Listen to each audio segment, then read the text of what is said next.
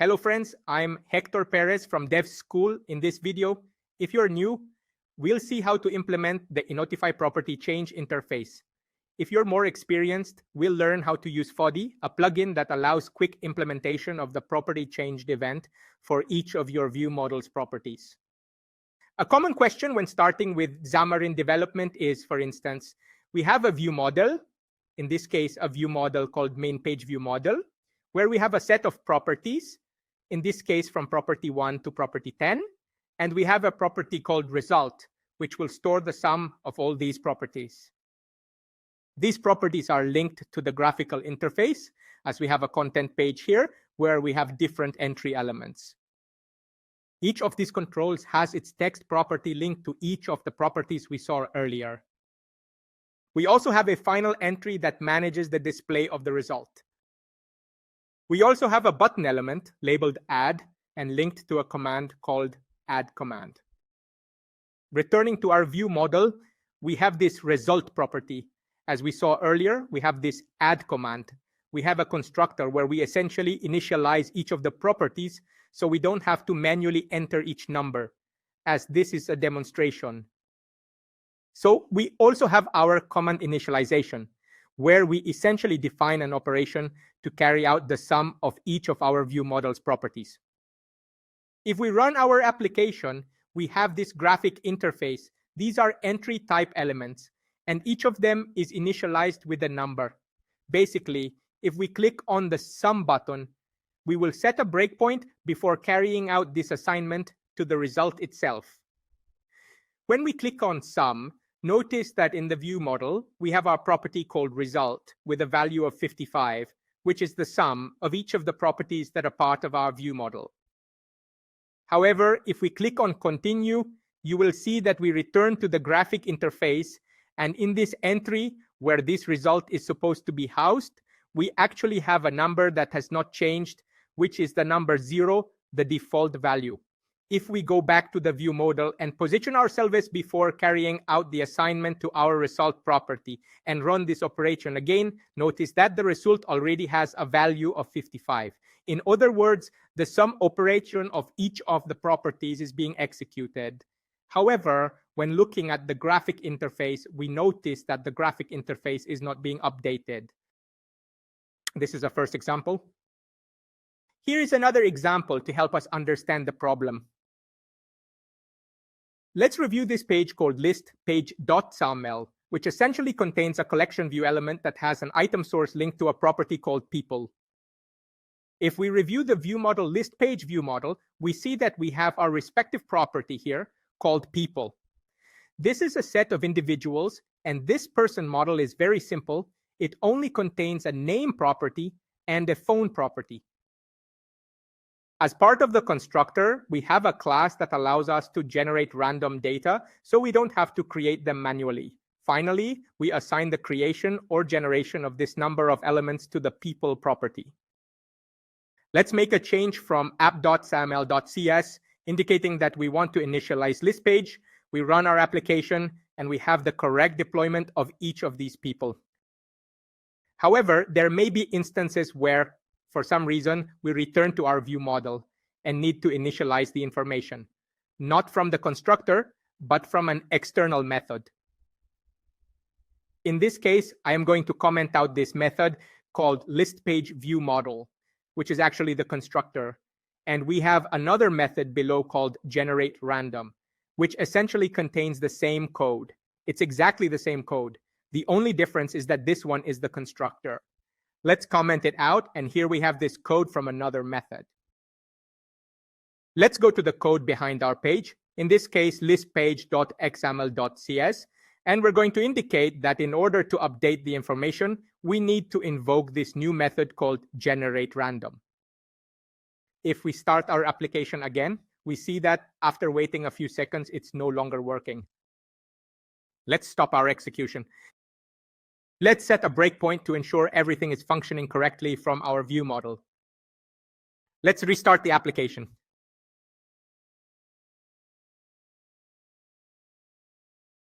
Here, you can see that we are assigning to the people property of each of these individuals, but on this occasion, our code is no longer working as it should because it's not displaying the information from our view model. We have an empty list here then.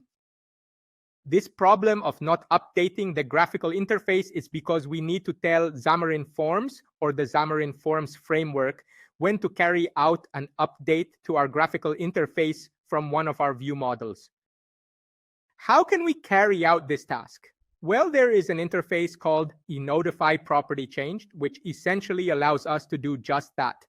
Notify the graphical interface of a change in one of our view model's properties. How can we implement this interface? It's actually quite simple. We just need to go to the view model where we wish to make this notification. In this case, for example, list page view model. We need to go to the class definition and implement this interface called INotifyPropertyChanged.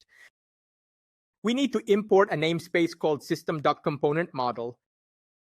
We import it, and now we have an implementation of the INotifyPropertyChanged interface. We have a problem here in red in Visual Studio because we need to implement the members that are part of this interface. Remember, an interface is a contract between the interface and the class implementing it.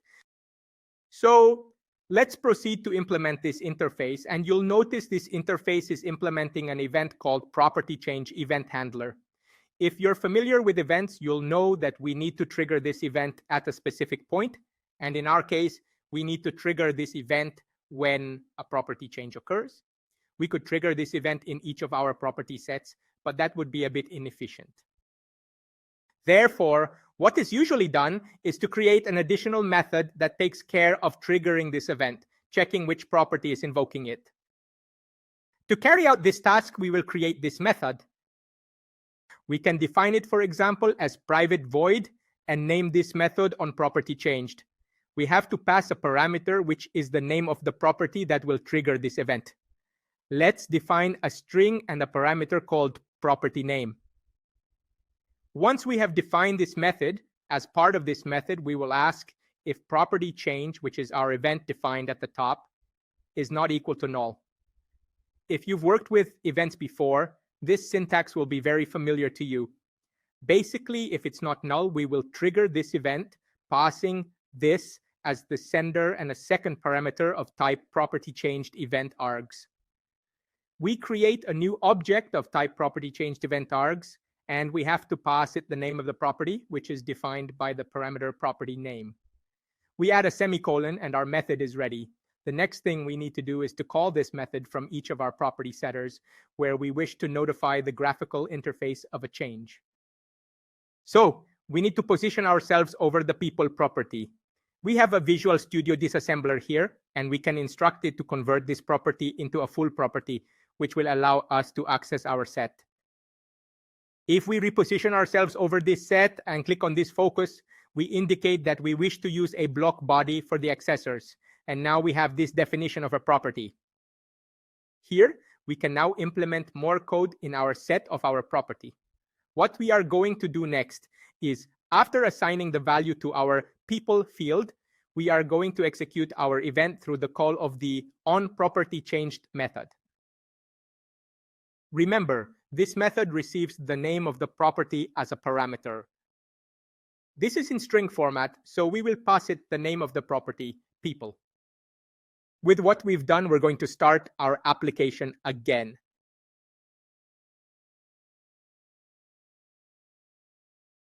Note that we have successfully displayed our list of people again.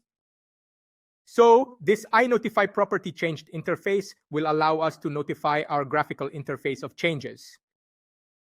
In case you're wondering why our code didn't work previously, what's happening is that in our list page view model, we move the call from the constructor to an external method. What's happening here is that as we're calling an additional method, this people property is being recreated, which is actually affecting the people property. Therefore, we need to indicate to the graphical interface that there has been a change directly on the property. The next step would then be to implement INotifyPropertyChanged to our second view through its view model, which is main page. But the truth is, if you wanted to do this task again, you would have to implement the interface, create the event, and create this method. The ideal and recommended approach here is to simplify this process by creating a base view model or a view model that can serve as a base for other view models. So let's do this. We'll go to our folder named View Models and proceed to create a new class called Base View Model. We'll make this class public and essentially carry out the copying of the code from our list page view model so we don't have to rewrite everything.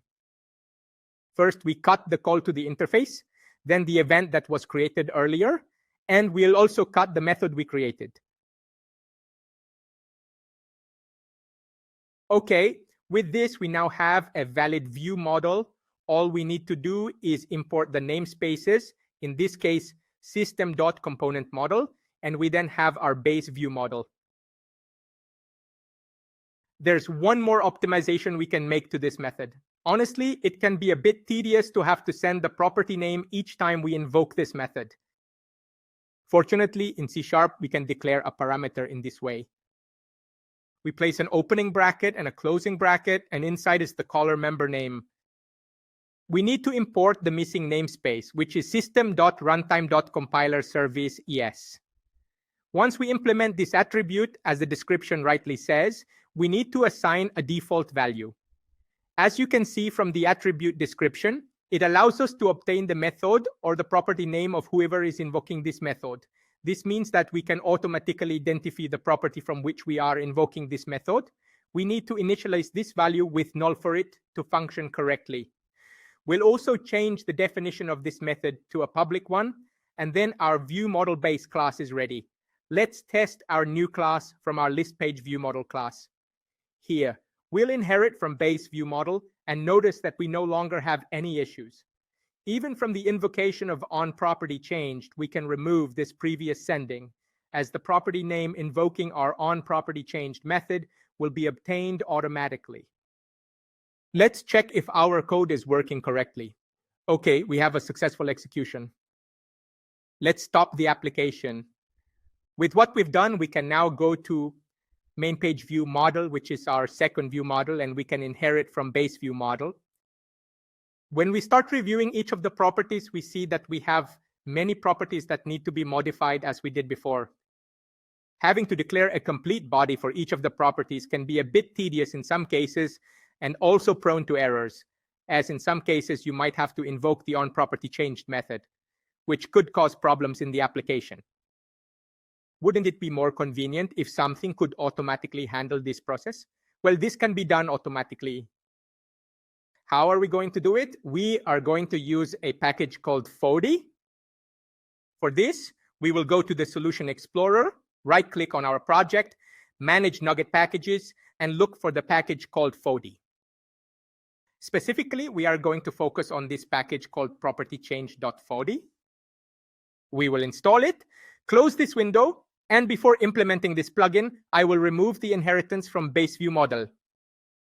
I will recompile this project and open a tool that will allow us to explore the source code of the generated assembly. Here we have it. Let's review our assembly and specifically our view model called main page view model. Here we have the set of properties that are part of our class. If we review one of the properties, we see that we only have a get and a set. This applies to each of the properties. If we want to implement Fody to assist us with invoking a property change, we have two methods. Firstly, if you don't have a base class, you can do it with an attribute called add INotifyPropertyChanged interface, which is the attribute we see here. We need to import the PropertyChanged namespace first for it to recognize this attribute. Once we've done this, observe what I'm going to do. I'm going to recompile our net standard project called Fody test, return to my tool, indicate that I want to reload our assembly, and we'll review our main page view model class again. Notice what has happened to each of the properties. We now have a longer set. And here, basically, we're carrying out three steps that we didn't have before. First, we ask if property number 1 is not equal to the value. If in any case the property value has changed, then we carry out the assignment. But the interesting thing here is that we're invoking onPropertyChanged automatically. If we review the code in Visual Studio, we're not really implementing it from our code as we see here, but the plugin is carrying out the implementation of this call automatically. We return to Visual Studio. I'm going to remove this attribute, and really implementing the attribute, although it makes our task much easier, it's not ideal. The ideal is to have a base view model which implements INotifyPropertyChanged, just like we have here, base view model. The most interesting thing here is that Fody takes our classes that implement the INotifyPropertyChanged interface, and in an automated way, applies the onPropertyChanged call directly to all properties that implement this interface. What does this mean? Well, I'm going to recompile Fody test, return to my examiner, reload, and if we review Fody test.viewModel again, we see that main page view model now implements a normal get and set again. I will proceed to return to Visual Studio, and on this occasion, the only thing I'm going to do is return to main page view model and inherit from base view model. What Fody is going to do is that automatically, as base view model is implementing INotifyPropertyChanged, then main page view model will also implement it. In this way, each of the properties that we have defined as part of the view model will call onPropertyChanged automatically. Let's recompile this project so you can see that this is true. We reload the assembly once more. We review our class. And let's examine one of the properties. Okay, we see that it's doing exactly the same thing as it was doing before. But on this occasion, it has done so because we are inheriting from a class that implements INotifyPropertyChanged. Let's set this page as the start page to see that it works correctly. So we set main page as the start page. Let's start our application. Here we already have our application running. I'm going to press the add button, and note that on this occasion, we have successfully displayed the number 55, which is the result of the sum of these previous values. With this, we have successfully implemented Fody, which will automatically carry out the call to onPropertyChanged. Finally, we can return to list page view model. We could correct this property we have here. We can then simply define a property as we had before, with an observable collection of people and a property named people. Let's remove this unnecessary code. Let's set this page back as the home page. Let's see if it works correctly. And we see that the information is displayed again satisfactorily. With this, you can simplify your code, and even better, you can simplify your life as you won't have to worry about calling onPropertyChanged. If you like this video, I invite you to subscribe to the channel, like it, and click on the notification bell, so you'll be notified as soon as a new video related to software development is released. See you in the next video.